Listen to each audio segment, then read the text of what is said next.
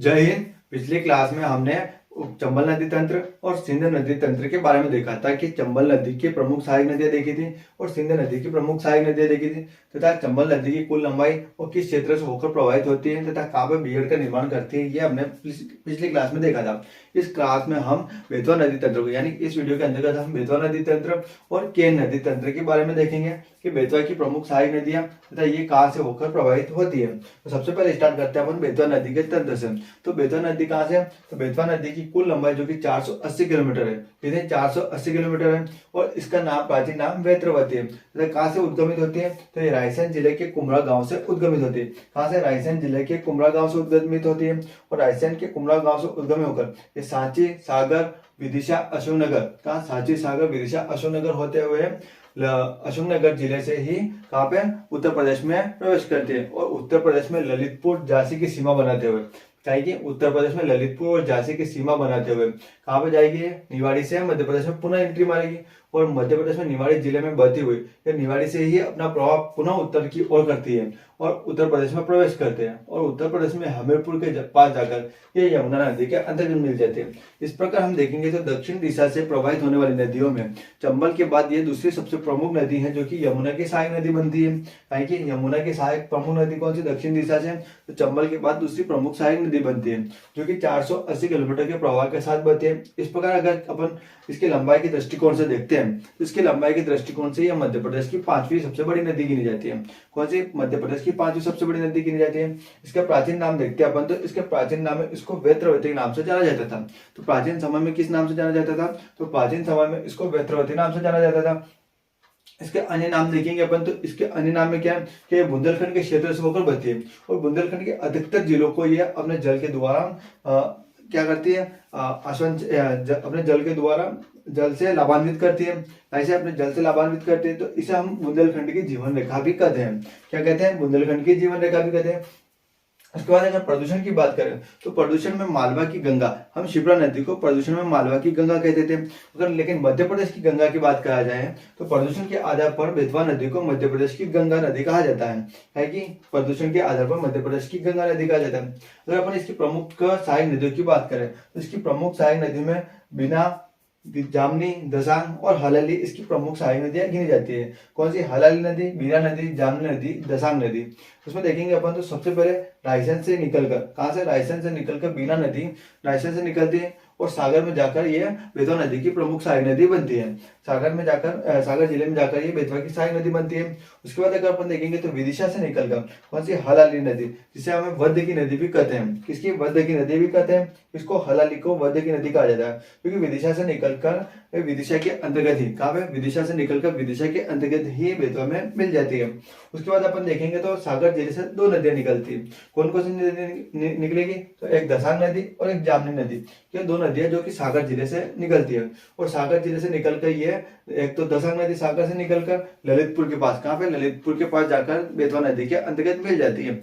उसके बाद अगर अपन देखेंगे तो जामनी नदी, तो जामनी नदी कहाँ से? सागर से निकलकर ये ओरछा होते हुए निवाड़ी जिले में जाकर बेतवा की प्रमुख सहायक नदी बनती है। तो इसकी प्रमुख सहायक नदियां कौन कौन सी देखी हमने? बिना, जामनी, दसांग और हलाली। बिना, जामनी, दसांग और हलाली इसकी 4 प्रमुख नदियां हैं जो कि कहाँ से? बिना नदी रायसेन से, हलाली नदी विदिशा से, जामनी नदी सागर से और दसांग नदी भी सागर से उद्गमित होती है और यह बेतवा की प्रमुख सहायक नदियां बनती है। इस प्रकार इसकी 4 प्रमुख सहायक नदियां हैं। उसके बाद अगर इसमें देखेंगे तो इसके अंतर्गत बेतवा नदी के ऊपर कहाँ पे? ललितपुर में, ललितपुर में उत्तर प्रदेश के अंतर्गत इस पर राजघाट परियोजना है। क्या है? राजघाट परियोजना है। इसका अन्य नाम क्या है? इसको अन्य नाम राजघाट परियोजना को रानी लक्ष्मीबाई परियोजना भी कहा जाता है। क्या कहा जाता है? रानी लक्ष्मीबाई परियोजना भी कहा जाता है। इसके ऊपर जो बांध बना हुआ है उसको अपन माता टीला बांध कहते हैं। क्या कहते हैं? माता टीला बांध।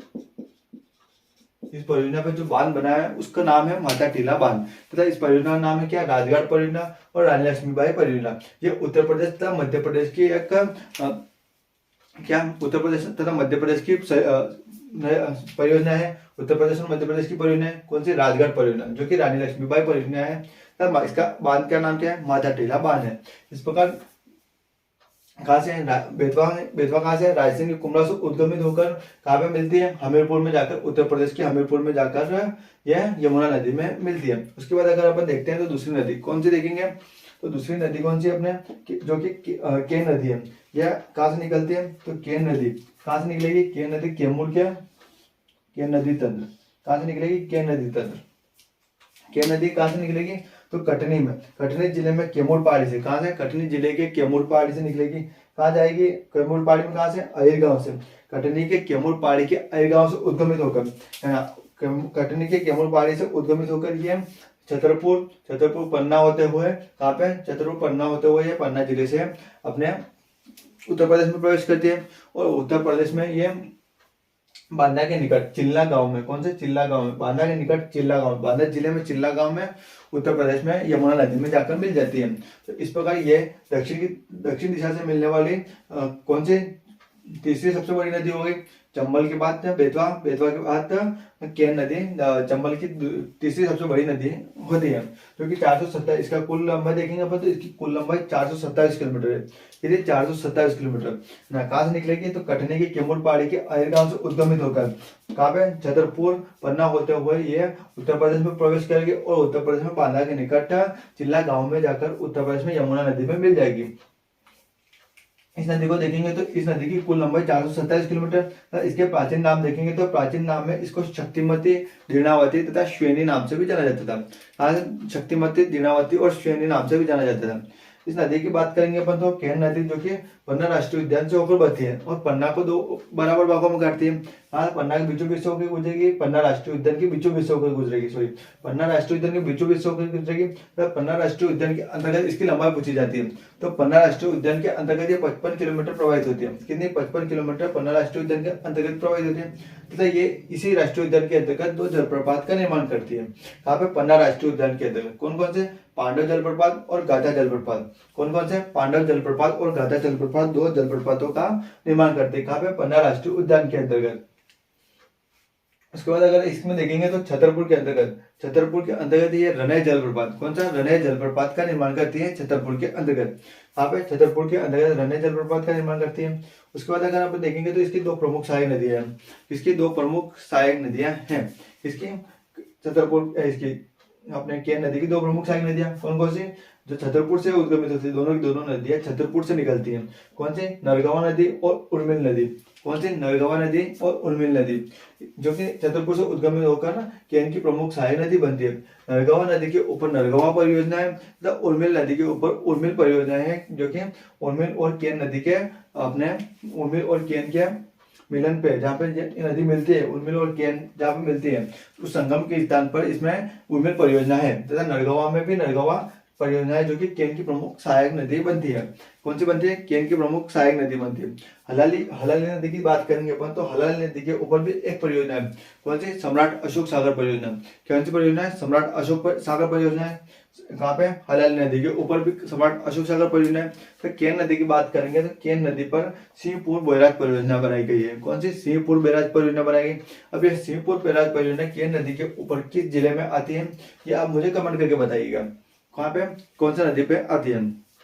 तो कहाँ से निकली थी, अपने कटनी की कैमूर पहाड़ी से निकलकर बांदा के उत्तर प्रदेश में जाकर प्रवाहित होती है। कौन सी, अगर केन की अगर लंबाई की बात करें तो केन की लंबाई कितनी है, 427 किलोमीटर। अगर बेतवा की लंबाई की बात करें तो बेतवा की लंबाई 480 किलोमीटर। अगर बेतवा की लंबाई कितनी, 480 किलोमीटर। केन की लंबाई की बात करें तो 427 किलोमीटर। अगर मालवा की गंगा की बात करते हैं अपन तो मालवा की गंगा शिप्रा नदी को कहते हैं तथा अगर अपन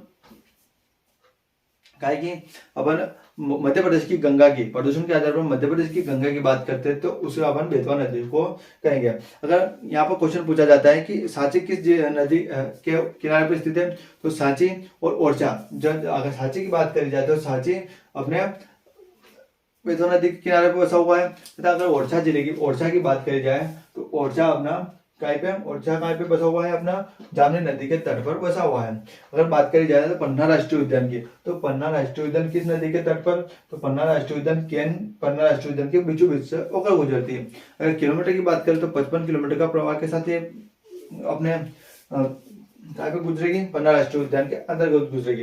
अगर दसांग नदी की बात करी जाए तो दसांग नदी के ऊपर एक परियोजना है, कौन सी, बांध सुधार परियोजना। कहाँ पे, सागर जिले के अंतर्गत, सॉरी छतरपुर और टीकमगढ़ की संयुक्त परियोजना है दसांग परियोजना। कहाँ पे, टीकमगढ़ और छतरपुर की, कौन सी, बांध सुधार परियोजना, है ना। अगर जामनी ओरछा नदी दसांग नदी पे बांध सुधार परियोजना।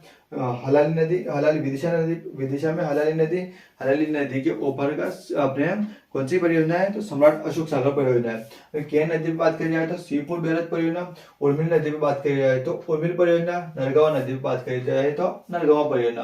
अगर बेतवा नदी की बात करी जाए तो बेतवा नदी पर राजगढ़ परियोजना, जो कि रानी लक्ष्मीबाई परियोजना भी इसका अन्य नाम है। मतलब इसको अपन माता टीला, इसका जो बांध बना हुआ है उसका नाम क्या है, माता टीला बांध बना हुआ है। अगर अपन हलाली की जो अन्य नाम की बात करते हैं तो हलाली को क्या अन्य नाम क्या है, वध्य की नदी। तो बेतवा के अन्य नाम की बात करेंगे तो बेत्रवती नदी। अगर केन के प्राचीन नाम की बात करेंगे तो शक्तिमती, दीनावती और श्वेनी नदी होती। इस प्रकार हमने इस वीडियो के अंतर्गत बेतवा नदी के बारे में तथा केन नदी के बारे में विस्तृत जानकारी प्राप्त करने की कोशिश करी। हम मिलते हैं नेक्स्ट क्लास में।